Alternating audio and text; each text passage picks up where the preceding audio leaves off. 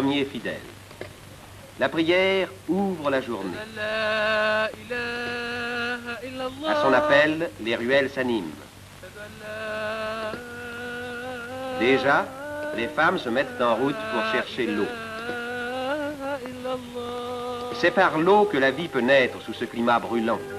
Et c'est une eau qui vient des neiges pour animer dans la petite ville les hommes, les bêtes et les choses. L'eau, c'est la mère des fontaines, celle qui crée les gestes nobles et utiles.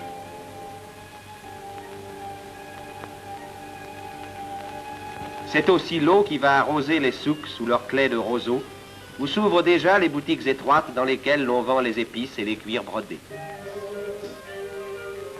L'eau qui rafraîchit le patio que traverse si sagement l'enfant en route pour l'école, car la vie du matin réveille les écoles.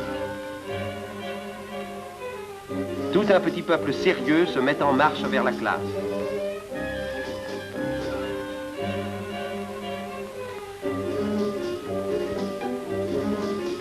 Enfants arabes et puis enfants français. Ils arrivent parfois en un pittoresque équipage. Tout à l'heure, ils iront s'asseoir sur les mêmes bancs. Mais point d'école sans une âme active. Et voici celle qui fait vivre 5 écoles, une française.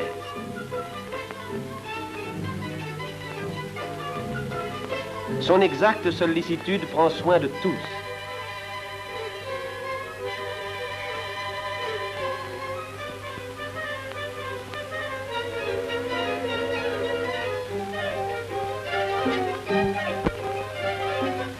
On s'en va vers une autre école. Une main maternelle emmène la fillette vers la classe.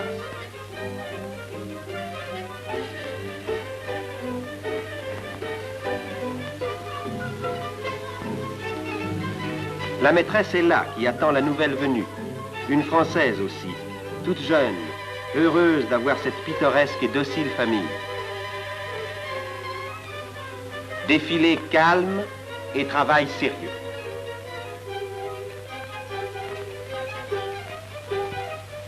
D'antiques broderies berbères renaissent ici sous les mains naturellement ingénieuses des fillettes.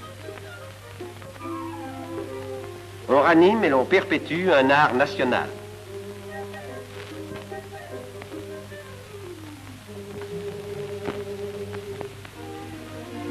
Et ces écoles ne sont pas moroses, on y chante aussi.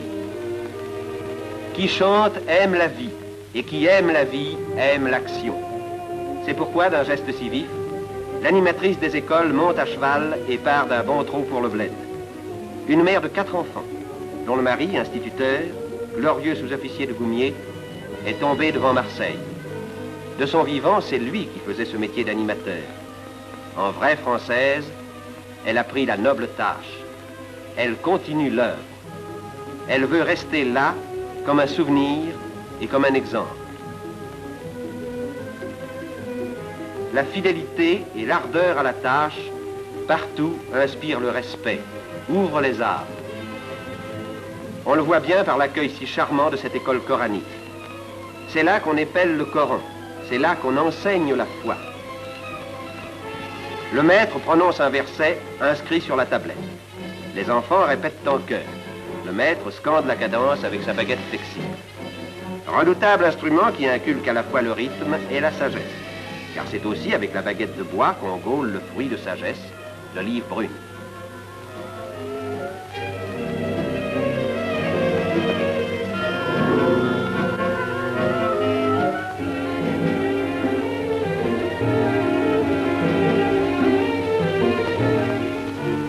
Ici fonctionne encore la meule antique. La lourde pierre roule et broie l'olive lentement, d'où coule l'huile grasse, aliment précieux. Les procédés du bon vieux temps n'excluent pas la vie moderne. Comme tous les bons Marocains, ces blédards aiment les voyages. Le car arrive, il brinque-balle avec ses voyageurs en grappe qu'il secoue sans ménagement. Il vient de loin, tout poussiéreux.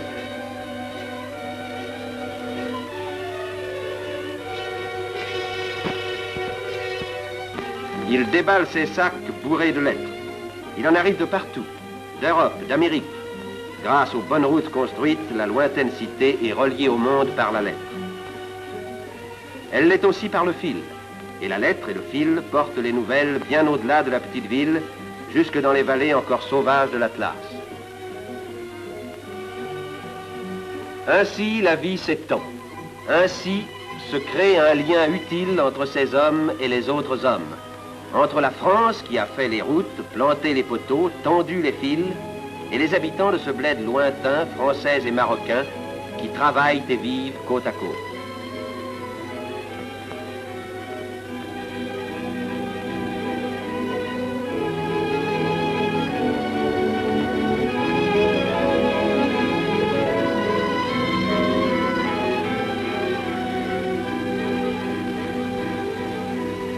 De ces travaux et de ces vies associées, voici le point vital, le centre symbolique, la belle demeure moderne avec son parc et ses bureaux. Maison de France en pays marocain, celle du contrôleur civil, où l'administration de plusieurs milliers de haut, elle veille sur elle.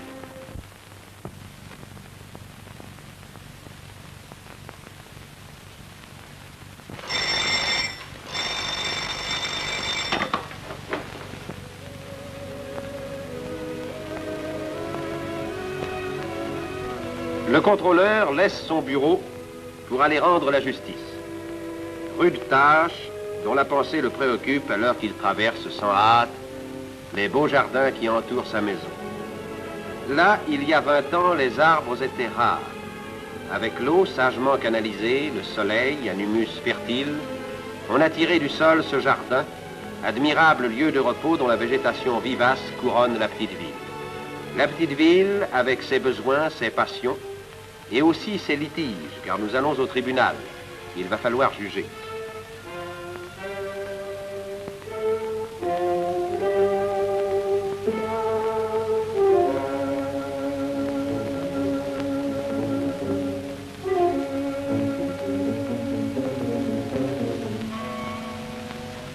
Ce tribunal, on l'appelle le Mejles. Le contrôleur et le pacha y siègent de compagnie. Voici l'accusé, la mine basse.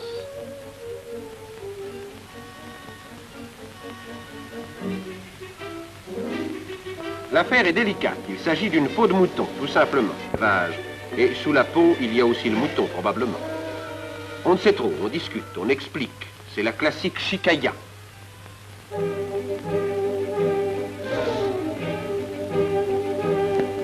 Le pacha et le contrôleur, qui s'y connaissent, écoutent, froncent le sourcil, se font une opinion. Ils y ont du mérite. Faire la part du vrai au milieu de tant d'éloquence, car le Marocain est fin et beau parleur, c'est une tâche difficile. La vérité pourtant finit par apparaître. Sentence. L'accusé est vraiment coupable. Rien qu'à le voir partir, sombre et farouche, on en reste persuadé. Et dehors, la vie continue. Une vie simple, naturelle. Beni Mellal, blotti au flanc de la montagne, est une cité campagnarde. Les potagers et les vergers qui s'abritent aux pentes de l'Atlas lui envoient leurs fruits, leurs légumes. L'oignon succulent, la fève grasse, la tomate juteuse, le piment rouge, et le citron et la grenade, fraîchement cueillis du matin au milieu des feuillages humides. Toute la montagne descend, la montagne pastorale où pâturent d'immenses troupeaux de moutons.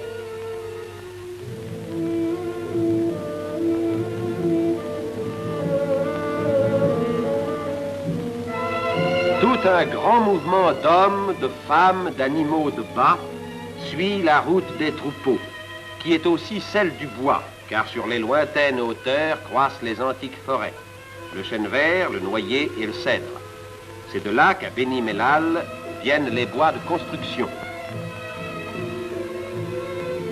On les descend à dos de mulets, de chameaux, d'ânes, d'hommes. Le contrôleur des eaux et forêts les vérifie et y pose sa marque, après quoi les grandes poutres s'en iront vers le souk.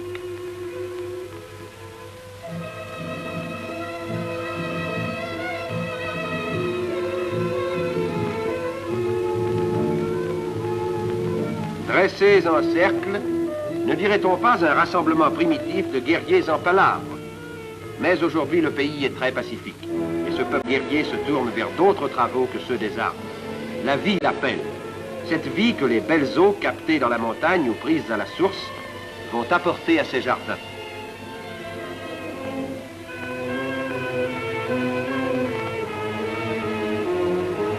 Mais pour les amener, ces eaux, et pour fertiliser la terre, de longs travaux sont nécessaires sur un sol ingrat où pourtant l'horizon est beau. À ces travaux, la présence des chefs, le pacha et le contrôleur, est chaque jour indispensable. Il faut diriger, conseiller, exiger, être la pensée vigilante, incarner une foi et un espoir. Les hommes passent et s'éloignent. La pensée reste. Cette pensée agit. Et la voici à l'œuvre. Là où circule encore la charrue primitive attelée d'un cheval et d'un chameau, vient de surgir le tracteur à chenilles, le char de combat des labours, puissant défricheur de ces landes incultes où demain va pousser le blé nourricier.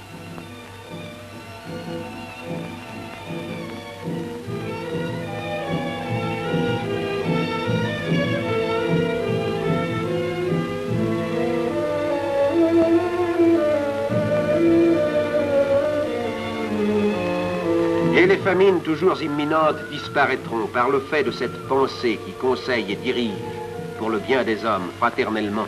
Là où ne poussait que le doum et le jujubier sauvage, le soc de la machine creuse. Et creuse à fond, suivant un grand plan de travail, où le sillon prévu aura pour semence l'eau vivifiante qu'on lui prépare dans la montagne. Car on va barrer là-haut des vallées dont cette pensée prévoyante a déjà dessiné les figures futures. Paysages créés pour la vie, savantes constructions qui règlent la nature, travaux de jeunesse et de jeunes hommes. À cette œuvre, en effet, il faut l'ardeur de jeunes hommes, tel celui-ci, l'ingénieur en chef dont le visage volontaire respire l'intelligence et la ténacité. Il en faut pour barrer et pour percer une énorme montagne.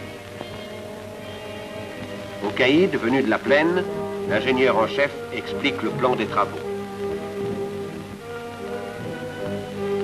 Ce plan, on l'a tracé là, à travers les rocs, les buissons, dans un décor sauvage.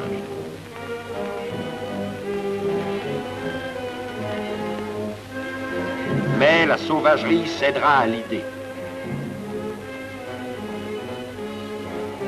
La pelle, le pic et la mine auront raison d'une nature hostile et jusqu'à ce jour indomptée. Cette nature, on la vaincra, mais non sans peine, à force de bras, de temps et de patience, par le savoir et par l'effort.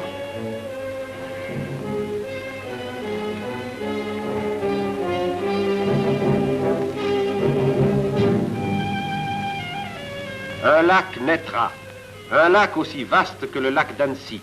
Il naîtra, enfanté par le geste ancestral des hommes, le geste bâtisseur du sédentaire, comme du pasteur qui dresse sa tente dans les solitudes, la tente noire des tribus pastorales qui nomadisent sur les hauts plateaux.